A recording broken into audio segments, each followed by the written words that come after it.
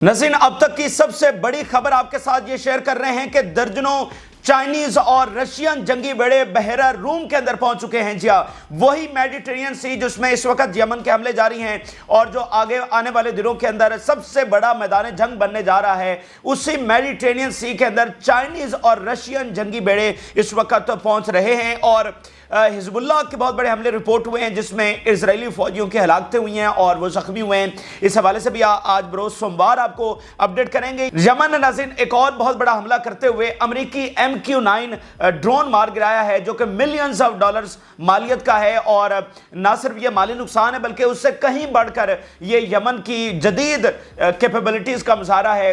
ये जो अमेरिकी और इजरायली ड्रोन्स हैं, इनको कोई मिडिल ईस्ट की कोई ताकत जो है वो नहीं गिरा सकती है। लेकिन ये तो एक नॉन स्टेट एक्टर्स हैं, इनके मतलब यमन के पास ये जो हौसी लड़ रहे हैं, इनके पास कौन सा पूरा यमन है? ये तो पूरे यमन के भी हुक्मरान नहीं है, उसके बावजूद इनकी ये सलाहियतें हैं कि वो इनके ड्रोन्स गिरा रहे हैं। सेम इसी तरह हिजबुल्लाह ने इस जंग में पहली बार वो सलाहियतें हासिल की हैं कि इसराइल के जो जदीद तरीन ड्रोन्स हैं उनको वो गिरा रहे हैं। तो ये इस बात का सबूत है कि वो उस लेवल की टेक्नोलॉजी हासिल कर चुके हैं कि वो इसराइल और अमेरिका को पूरी तरह से टक्कर दे सकते हैं और यमन ने वो करके दिखाया भी है।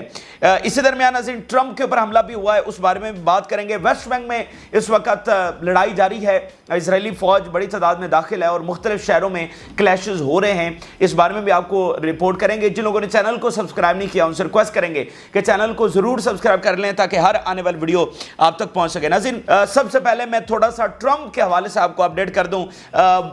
जो अमेरिका की सियासत है हम उसको इसलिए डिस्कस करते रहते हैं और वहां पर इसलिए एस्टिमेट लगाते रहते हैं कि कौन जीत रहा है, कौन हार रहा है, क्या बातें वहां पर हो रही हैं। उसकी दो वजूहात ये हैं कि अमेरिका एक तो बरह रास्त दुनिया के मामलात पर असरअंदाज होता है और फिर वहां पर जो सदर आता है वो बरह रास्त असरअंदाज होता है उसकी पॉलिसीज। और ख़ासकर जब मिडिल ईस्ट की इतनी बड़ी जंग चल रही है और हम वन स्टेप अवे खड़े हुए हैं एक ऑल आउट वॉर से और नेतन्याहू ट्रंप का इंतजार कर रहा है, तो इसका मतलब ये चीज़ें तो बरह रास्त जुड़ी हुई हैं कि ट्रंप आएगा तो फिर नेतन्याहू कुछ और करने का प्लान कर रहा है। तो इसलिए हम वहां पर नजर रखते हैं कि वहां पर बेसिकली क्या हो रहा है। तो ट्रंप के ऊपर नाज़रीन एक और असैसिनेशन अटेम्प्ट हुई है और ये हुआ इस तरह से है, मुख्तसरन आपको ये बता दूं कि जहां पर ट्रंप की रिहाइशगाह है उसके साथ ही एक गोल्फ क्लब भी उसका है जहां पर वो गोल्फ खेलते रहते हैं। तो 500 मीटर के फासले पर मतलब बहुत करीब एक शूटर पहुंचा और उसके पास सेमी ऑटोमेटिक राइफल थी और उसको सीक्रेट सर्विसेज ने देखा, वो कहीं झाड़ियों में छुपा हुआ था और बस निशाना लेने वाला था। तो सीक्रेट सर्विसेज ने उसको देखा और फिर उसके साथ क्लैशेस भी हुए और इधर से सीक्रेट सर्विसेज ने फायर किए, उधर से उसने किए, फिर वो वहां से भागने की उसने कोशिश की लेकिन बहरहाल उसको फिर गिरफ्तार कर लिया गया। तो अभी भी इन्वेस्टिगेशन वहां पर हो रही हैं, वो उसको किसने भेजा और क्या पीछे अवामिल हैं, लेकिन अपेरेंटली जो अभी तक वहां से चीजें सामने आई है कि ये एक असैसिनेशन अटेम्प्ट ही थी। यानी एक होता ना कि ठीक है बाहर की सड़क पर कोई गन शॉट हो गया, अमेरिका में ये चलता रहता है, मतलब आपको पता है वहां पर जो वेपन कैरिंग है वो तो एक उनका कल्चर है कि हर कोई जो है वो वेपन कैरी करता है, तो ये गन शॉट होते रहते हैं। लेकिन वो बाकायदा एक रेंज में था और 500 मीटर दूर था और ट्रंप को अटैक करने जा रहा था। तो ये अपेरेंटली अभी तक जो रिपोर्ट्स वहां सामने आ रही है कि ये असैसिनेशन अटेम्प्ट थी। तो ये दूसरी असैसिनेशन अटेम्प्ट ट्रंप के ऊपर हो चुकी है। अब ये मामला बहुत खतरनाक है, यानी अमेरिकी सियासत के अंदर अब एक प्रेसिडेंट को 2 मरतबा मारने की कोशिश कर ली गई है। और इससे पहले जॉन एफ कैनेडी, आपको सबको याद है, जॉन एफ कैनेडी को मारा गया बतौर सदर और फिर उसका भाई खड़ा हुआ, ठीक है, उसका भाई खड़ा हुआ और उसको भी दौरान कैंपेन जो है वो मार दिया गया। ये अमेरिकी तारीख का सबसे एक स्याह तरीन वहां पर मतलब एक बड़ा अफसोसनाक इसको याद किया जाता है कि और है भी अफसोसनाक। लेकिन आज 21वीं सदी में अगर अमेरिका में ये हालत हो गई है तो इसको जरा लिंक करें। ट्रंप ने ये बयान दे रखा है कि अगर वो ना जीता तो यहां पर ब्लड बाथ होगा। अच्छा, ये जो अब सारी असैसिनेशन अटेम्प्ट्स हो रही हैं, अगर वो वाकईतन हार गया तो फिर उसके जो फॉलोअर्स हैं, मतलब इस वक्त 45% ट्रंप को हिमायत हासिल है, यानी कैमला हारिस 47% है, वो 45% है, मतलब आधा अमेरिका तो सपोर्ट करता है ट्रंप को, तो करोड़ों उसके फॉलोअर्स हैं। तो उनमें तो गुस्सा और बढ़ेगा कि हमारे लीडर को मारने की भी कोशिश की गई اور کوئی اس الیکشن کے ریزلٹ کو نہیں مانے گا. یہ ہم کسی تھرڈ ورلڈ کنٹری کی بات نہیں کر رہے ہیں, ہم امریکہ کی بات کر رہے ہیں کہ وہاں پر کوئی اس الیکشن کے ریزلٹ کو نہیں مانے گا, کیونکہ ٹرمپ اسی طرح کا بیانیہ وہاں پر بنا رہا ہے اور کہہ رہا ہے کہ اگر میں نہ جیتا تو بلڈ بات ہوگا, اور پھر اس کا بیانیہ یہ ہے کہ میں جسٹس لے کر آ رہا ہوں, میں فلانا لے کر آ رہا ہوں, میں اس وقت صحیح لڑائی جو ہے وہ لڑ رہا ہوں. پھر ایلون مسک بھی اس کے ساتھ ہے, وہ سارے.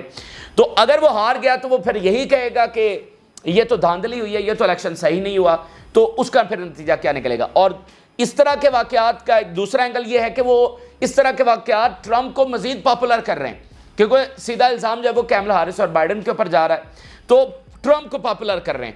تو ٹرمپ ہارا اس صورت میں بھی پھر کیا نتیجہ نکلے گا, اور ٹرمپ جیتا تو پھر مڈل ایسٹ کا کیا بنے گا. نتن یاہو تو انتظار ہی ٹرمپ کا کر رہا ہے. تو دونوں صورتوں میں یہ بڑا ڈیسائیڈنگ ہے, دونوں کے اثرات جو ہے, یعنی دیکھیں اگر امریکہ کسی اندرونی کیوس کا شکار ہو جاتا ہے تو اس کا براہ راست اثر غزہ کی جنگ پر ہوگا, براہ راست اثر مڈل ایسٹ کی جنگ پر ہوگا.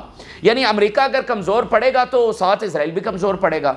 ٹھیک ہے, تو یہ دونوں چیزیں جو ہیں وہ لنک, اور دونوں میں سے ایک تو ہونی ہے. دیکھیں دونوں میں سے ایک تو ہوگی, اور وہ براہ راست امپیکٹ کرے گی مڈل ایسٹ کی جنگ کو. تو یہ بہرحال وہاں کی صورتحال ہے. اب اگلی جو خبر ہے بہت بڑی خبر ہے اور حیران کن یہ رپورٹ سامنے آ رہی ہیں, اور یہ اس بات کا ثبوت ہے کہ روس, چین اور ایران نیٹو کے خلاف جنگ کی اس وقت تیاری کر رہے ہیں. انپریسیڈنٹڈ لیول کے اوپر جو نیول ڈرلز ہیں وہ اس وقت کی جا رہی ہیں. اس سے پہلے ناظرین ہم نے آپ کے ساتھ خبر شیئر کی تھی کہ سی آف جاپان میں رشیا اور چائنا کی نیول ڈرلز ہونے جا رہی ہیں. اچھا, وہ بھی غیر معمولی تھا, لیکن ٹھیک ہے, وہ مطلب پیسیفک اوشن میں آتا ہے, اوپر رشیا ہے, نیچے چائنا ہے, سامنے ان کے جاپان ہے, تو خطرہ ہے وہاں پر. پھر ساؤتھ کوریا اور پھر امریکہ کا جو وہاں پر منصوبے ہیں, تو چلو اس کی سمجھ آتی ہے. لیکن اب جو تازہ ترین اس وقت خبر سامنے آئی ہے کہ ان کے جنگی بیڑے بہت بڑی تعداد میں 40-50 کی تعداد کے اندر کہاں پہنچ رہے ہیں, میڈیٹرینین سی کے اندر. یعنی میڈیٹرینین سی جو مڈل ایسٹ اور یورپ کے درمیان سمندر ہے, اور دنیا کی تاریخ تو میڈیٹرینین بحیرہ روم کے بغیر مکمل ہی نہیں ہوتی. اتنی بڑی بڑی جنگیں بحیرہ روم کی تاریخ بھری پڑی ہے, اور اس وقت بھی جو سب سے بڑا میدان جنگ بنے گا وہ میڈیٹرینین سی ہوگا, جس کے کچھ آثار آپ نے دیکھے ہیں. وہیں پر سائپرس ہے, وہیں پر پھر ترکی کا معاملہ ہے, وہیں پر یونان, ٹھیک ہے, اور پھر ادھر حزب اللہ, اور وہیں پر گیس اور آئل کے ذخائر. یہ ساری چیزیں اس بحیرہ روم کے اندر لنک ہیں. اور جب ہم ون سٹیپ اوے کھڑے ہوئے ہیں آل آؤٹ وار سے, اور سب کو پتا ہے کہ یہ چھڑنی ہے, اور اس کا بہت بڑا جو بیٹل فیلڈ ہوگا وہ بحیرہ روم ہوگا, تو وہاں پر چائنیز اور رشین جنگی بیڑے پہنچے. یعنی یہ بالکل آؤٹ آف کانٹیکس ہے, یہ بالکل ہمارے وہم و گمان میں بھی نہیں تھا. چلے ریڈ سی میں بھی اگر وہ بھیجے نا, تو ریڈ سی کی بھی سمجھ آتی ہے. ریڈ سی کے لیے اس لیے سمجھ آتی ہے کہ وہاں پر امریکہ ہے, وہاں پر ادھر نیول بیسز جو ہے وہ خود چائنا بھی بنا رہا ہے, سوڈان میں رشیا کی بات چل رہی ہے. چلو ریڈ سی کی وہ ایک ایکٹیو بیٹل فیلڈ ہے نا, تو چلے وہاں پر بھی سمجھ آتی ہے. لیکن جنگی بیڑے بھیجنا بحیرہ روم میں یورپ کے سامنے, تو یہ تو بالکل ہی مطلب دوسری بات ہو گئی نا. تو اب میں صرف پہلے ڈیٹیلز آپ کے سامنے رکھتا ہوں, پھر آپ کو اندازہ ہوگا کہ جو میں نے بات کی نا کہ نیٹو کے ساتھ جنگ کی تیاری, تو یہ بلا وجہ نہیں ہے. Russian Pacific fleet China navy launch joint drills in sea of Japan. اچھا ٹھیک ہو گیا. Russia launches joint drills with China in the Sea of Japan as part of the larger Ocean 2024 exercises. یہ Sea of Japan ان کا مرکز. لیکن آگے ذرا دیکھیے اور کہاں پر یہ مزید شروع کر دی گئی ہیں. The maneuver taking place in the waters of Pacific and Arctic Oceans. یہ تو بات بالکل صحیح ہوگی. اب ذرا یہ والی لائن دیکھیے.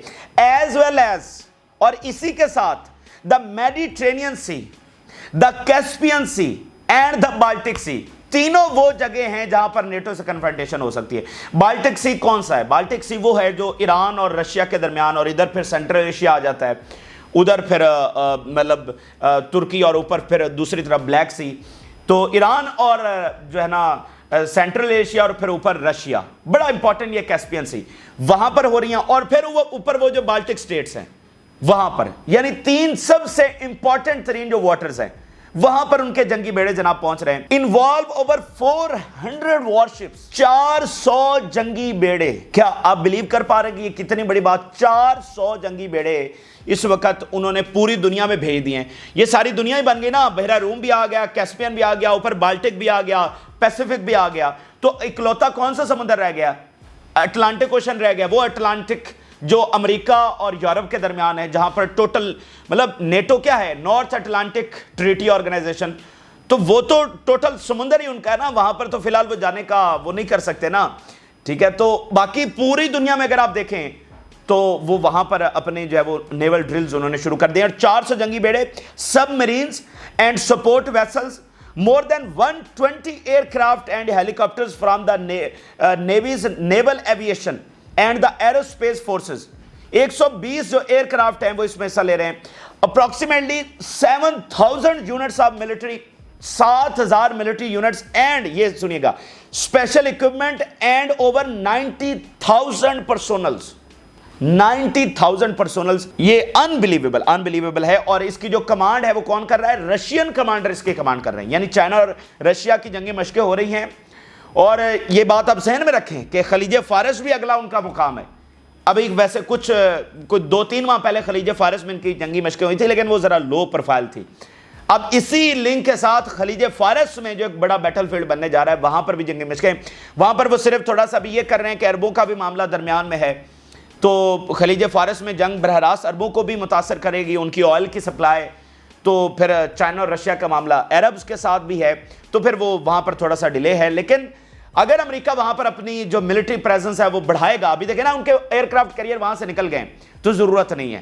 اگر ان کی دوبارہ سے وہاں پر پریزنس بڑھتی ہے تو آپ دیکھیں گے چائنا اور رشیا کی وہاں پر بھی جنگی مشقیں ہوں گی. چائنا کا بیان سامنے آیا ہے. Chinese foreign ministry informed that China consistently aims to elevate its relations with Russia to unprecedented heights. یہ سارا کچھ ہو رہا ہے on ground, اور ساتھ کیا ہو رہا ہے کہ چائنا نے بیان جاری کیا ہے کہ ہم رشیا سے اپنے تعلقات unprecedented heights کے اوپر لے جانا چاہتے ہیں, اس لیول کے اوپر جو آج تک ہم کوئی سوچ بھی نہیں سکتا, اور ہم بھی مطلب اتنی انٹینشنز نہیں رکھتے تھے. اچھا, تو یہ ساری ناظرین بات ہے.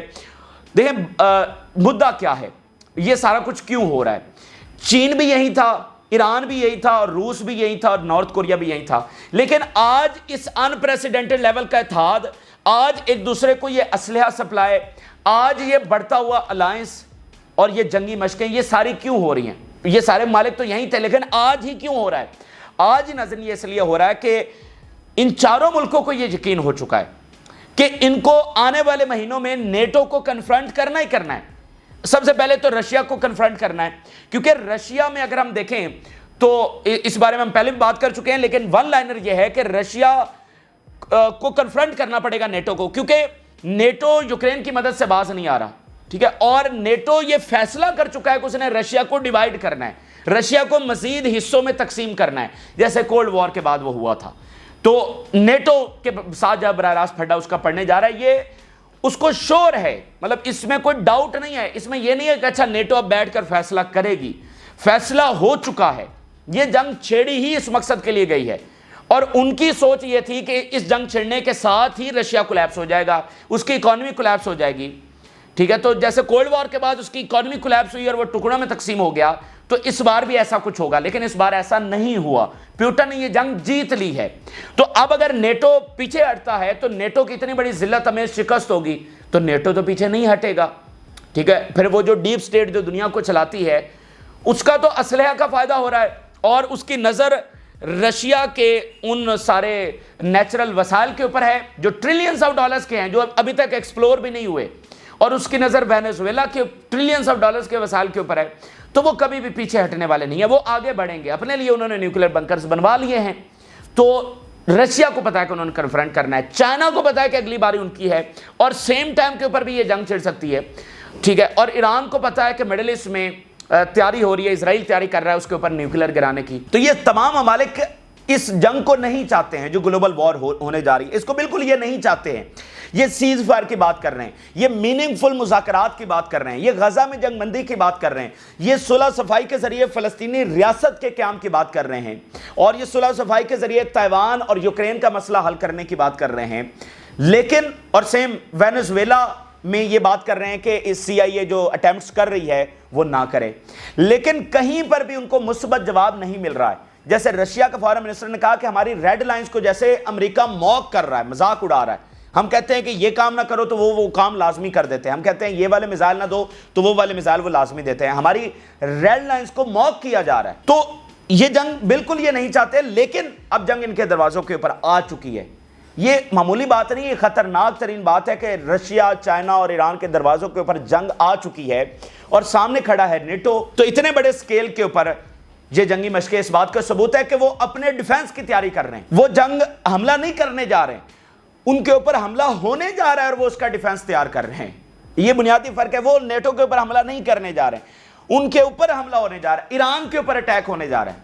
اس کی یہ تیاری جو ہے وہ اپنے ڈیفنس کے لیے، اپنے سروائیول کے لیے، اپنے ملک کی سلامتی کے لیے یہ سارا کچھ کیا جا رہا ہے. اور اس کا پھر براہ راست لنک جو ہے وہ مڈل ایسٹ کی جنگ کے ساتھ نکلتا ہے کہ اگر امریکہ کو ہرانا ہے تو اسرائیل کو ہرانا پڑے گا. یہ کنسنسس بھی ہو چکا ہے اور اس کے اوپر بھی آگے بڑھ رہے ہیں یہ تینوں ممالک، رشیا، چائنا اور ایران. ٹھیک ہے، اور اس میں نارتھ کوریا کو بھی شامل رکھیں. یہ جو ملٹری سپورٹ دی جا رہی ہے یمن کو، حزب اللہ کو، ایران کو، یہ اسی تحت ہے کہ یہ فیصلہ ہوا ہے کہ امریکہ کو اگر ہرانا ہے تو پہلے اسرائیل کو ہرانا پڑے گا. اچھا، تو بہرحال یہ اس وقت کی صورتحال ہے. آگے ناظرین چلتے ہیں تو حزب اللہ کے بہت بڑے حملوں کی تفصیلات اس وقت آ رہی ہیں. بہت ساری ملٹری سائٹس کو نشانہ بنایا گیا ہے، بہت بڑی تعداد میں انجریز اور ان کی ہلاکتیں ہوئی ہیں. میں رپورٹس آپ کے سامنے رکھنے جا رہا ہوں.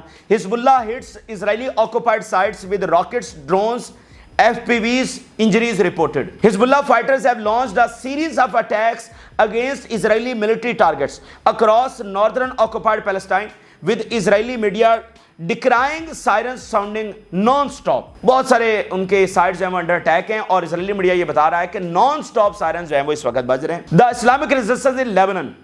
Hezbollah attacked Israeli occupation forces, their headquarters, military hardwares, artillery emplacements, soldiers and officers. اتنے بڑے جو ہے نا اسکیل کے اوپر اٹیکس کیے گئے ہیں کہ نہ ان کا ملٹری ہارڈ ویئر چھوڑا جا رہا ہے، ان کے ویئر ہاؤسز، ان کے اسلحہ ڈپوز، ان کے ہیڈ کوارٹرز، ان کی آرٹلری پلیسمنٹس اور ان کے آفیسرز کی جو پوزیشنز ہیں ان کو کامیابی سے نشانہ بنایا جا رہا ہے. Israeli army.